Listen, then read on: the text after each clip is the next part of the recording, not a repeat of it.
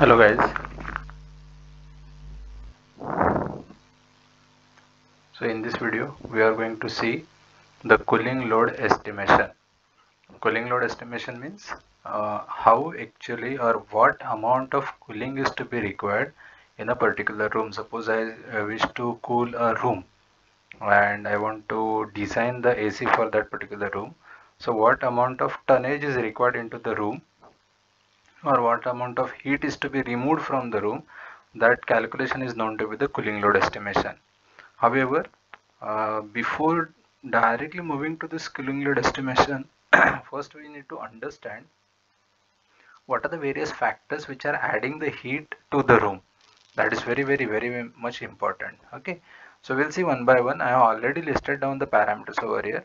The first thing, obviously, the sun rays, okay, which are falling on the room or the home or the office, maybe whatever it is. So the solar heat through this particular sun rays will be coming into the room through the conduction, through the conduction. Now, what are the various means it will transfer to the room? The first is the wall. Okay, so the solar heat will come through the wall. It can come through the roof. Okay, if it is exposed roof, okay, exposed to the sun, and the solar heat can come through the glass because we are having the windows in the wall.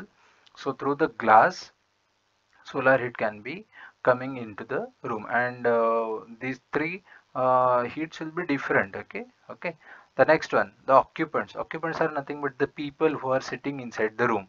So those people will be adding the heat because always our body is generating the heat, correct na?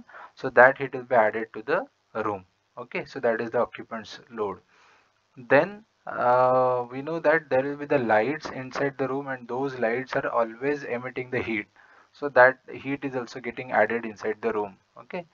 Suppose if any equipment is there in the room which is generating the heat. For example, you have the laptop or you have the desktop in the room.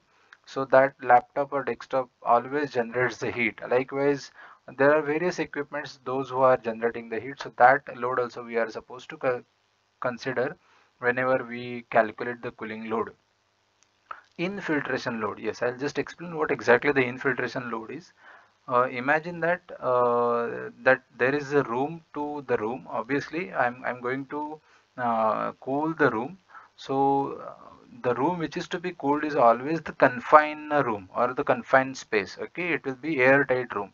However, through the clearances of door, for example, let's say this is the frame of door, this is the frame of door, okay, and this is actually the door. So most of the time or many of the time what happens over here, there is a clearance between the frame of the door and the actual door. Okay, so there will be the what I can say, the gap between door frame and the door. So through the gap, through these gaps, the air will be coming inside the confined space or the space which is to be cooled. Okay, so this particular air is known to be the infiltration air. This is known to be the infiltration air. Now when it is called to be the infiltration, when the outside of the room, let's say the outside of the room is non-AC area, it is non-AC area, whereas room you are doing is the AC area. So from outside to inside, that air is what I can say, the flowing in, or when you open the door, the air, outside air will be coming in. So that is known to be the infiltration air, and because of this the heat will be added inside the room. So that is the infiltration load. Ventilation means what? Sometimes we put the exhaust fans in the room. Okay, so some amount of air will be exhausted from the room, so that much amount of air will be what you can say, will be absorbed from the clearances. So that is nothing but the ventilation load. And then finally the product load. So suppose if you are keeping some product like let's say if you are designing the AC for the restaurant. So in the restaurant the meal will be the product, correct no? And the meal will be the heated one which will be always adding the heat. So that load also we are supposed to consider. So that type of product load, or suppose you are doing the cooling load estimation for the cold storages. So there in the cold storage we are always what you can say, do the product preservation or the food preservation. So whatever product we are going to preserve, that product will have its own heat. That heat will be added to the room. So that heat also we are supposed to consider. Obviously this depends on what type of application you are doing the cooling load estimation. Based on these parameters we are supposed to select. Fine. Now the very important thing in these particular parameters, we supposed to know what type of load or the heat will contribute to the sensible heat, and what type of factor will contribute to the latent heat, because that separation is segregation is very important to get what will be the total amount of sensible heat and what will be the total amount of latent heat over here. Fine. So we'll start with the first one, solar heat gain through the wall, roof and the glass. So solar heat gain which is coming through the conduction process. Okay. So we should understand, because of the solar heat, is there any change in the moisture content of the room? So definitely no.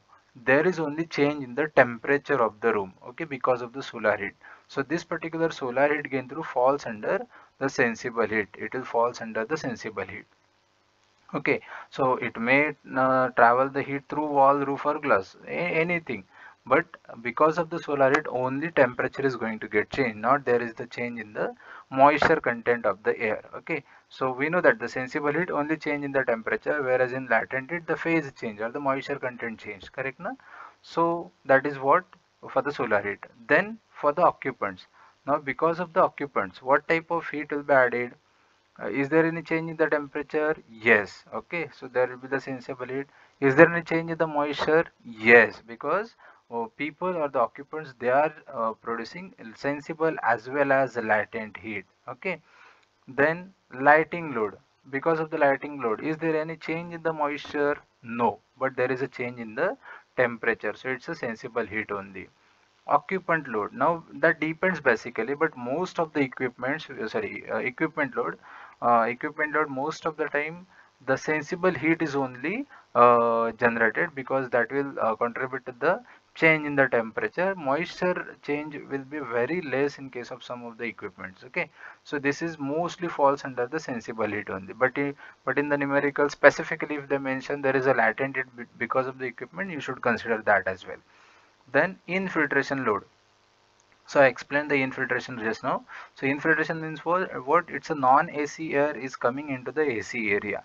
So as the air is coming into the room, so that air will change the temperature of the room as well as the moisture content inside the room. Okay, so this will contribute to sensible heat and latent heat both. Okay, this will contribute to the sensible as well as latent heat both. What about the ventilation? What do you think? What amount of heat will be added? That is sensible as well as latent heat, because this is again air only, the ventilation of air only, that air will be adding the heat of sensible as well as the latent. Product load, again that depends. Okay, so sensible or latent or both, it will be mentioned clearly, so you can write sensible and latent both. Fine. So this is what the segregation of heat. So if I want to write the parameters under sensible heat and under latent heat, we will write those, because this is very important and you are supposed to note this, because this will be helpful for solving the numericals based on the cooling load estimation. So for sensible heat, it's a solar heat. Okay, that might be through the wall, roof or glass, anything that comes under the sensible heat. Then first is the sensible, second one is the occupants. Okay, okay, then we'll have the lighting as well. Okay, lighting. Then we'll have the equipment. So you'll find mostly the major parameters falls under the sensible heat factor only. Then fifth one is nothing but the infiltration. Then sixth one is nothing but the ventilation. It is the ventilation. Then the last one is the product. Okay, so all the parameters which are listed down over here all fall will under sensible heat, whereas in case of latent heat, solar heat no, occupants yes, occupants is there, occupants will be falling under the latent heat. Second one, lighting is no, equipment load is no. Okay, if it is mentioned the latent heat load due to equipment, that time you are supposed to consider. Infiltration, yes, it is infiltration, so you write down the infiltration over here. Then the next is the ventilation. Yes, ventilation also falls under the latent heat, that is sensible as well as latent, so ventilation.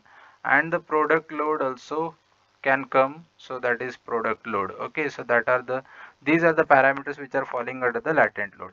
Now you will have the question, why sensible and latent heat? Because the total heat generated inside the room is the addition of sensible and the latent heat only. Okay, and that's why we have considered only sensible and the latent heat over here. Fine. So this is what the parameters are, the factors which are affecting or adding the heat to the room, and this is the segregation. This segregation is very important to get the sensible heat and total latent heat inside the room over there. Fine. Thank you.